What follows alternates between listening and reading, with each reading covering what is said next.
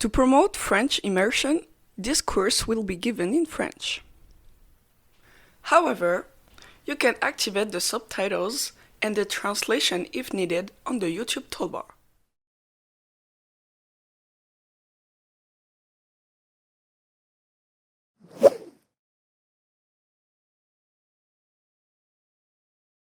Bienvenue dans cette vidéo où vous apprendrez comment construire une phrase au passé en utilisant les temps du passé les plus communs chez les francophones.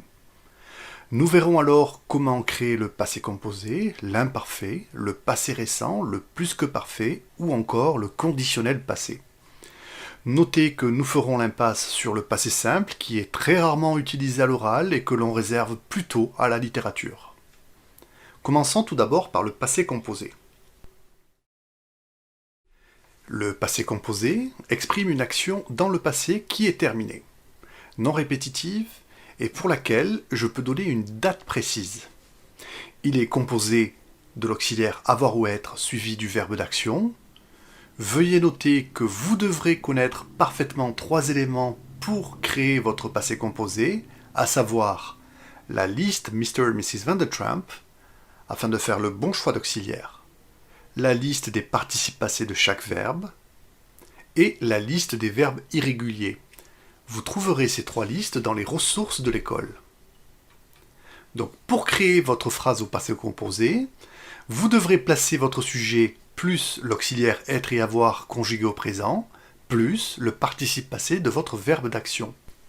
Prenons à présent un exemple afin de bien illustrer cette construction du passé composé.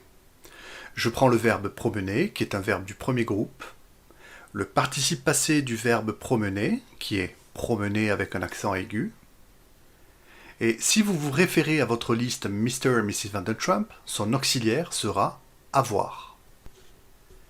Ce qui nous donne avec le sujet je et le complément d'objet des chiens, j'ai promené des chiens.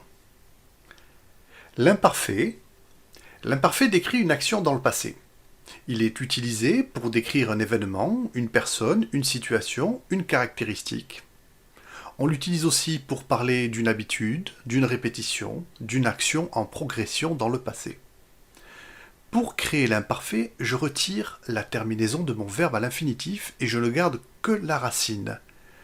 Ensuite, je rajoute les terminaisons de l'imparfait qui sont, et vous les connaissez déjà, AIS, AIS, AIT, IONS, IEZ, AIENT. Prenons encore le même exemple afin de bien illustrer cette construction de l'imparfait. Je prends le verbe promener, auquel je retire la terminaison et je ne garde que la racine promène. Puis je rajoute mes terminaisons de l'imparfait, ce qui nous donne avec le sujet je et le complément d'objet des chiens, je promenais des chiens. Le passé récent.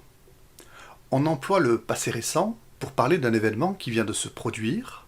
Là encore, c'est très simple, on place le sujet, le verbe venir, suivi de.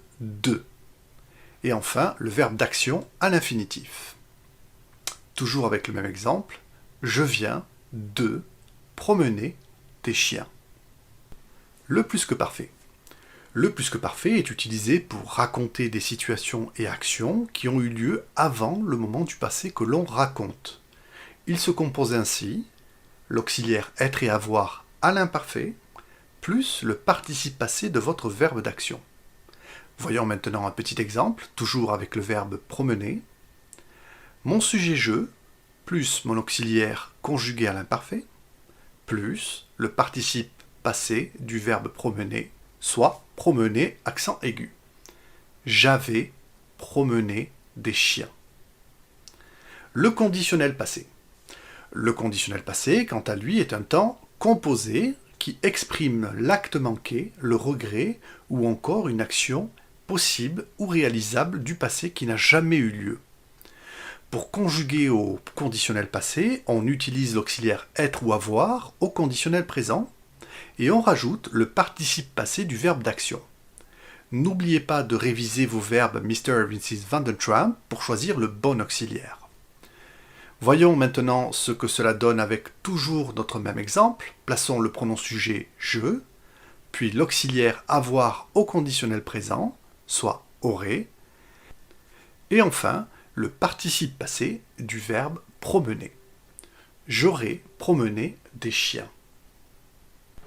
J'attire votre attention sur le fait que la construction du conditionnel passé est assez proche de celle du plus que parfait. Soyez attentifs, c'est une erreur très courante chez les étudiants. Vous pouvez appliquer la même technique aux verbes du deuxième et troisième groupe. Pour les verbes irréguliers, je vous renvoie à la liste des verbes irréguliers disponibles dans les ressources de l'école. Voilà, c'est fini pour cette leçon. N'hésitez pas à la visionner autant de fois que nécessaire lorsque vous ferez vos exercices qui sont disponibles encore une fois dans les ressources de l'école en ligne.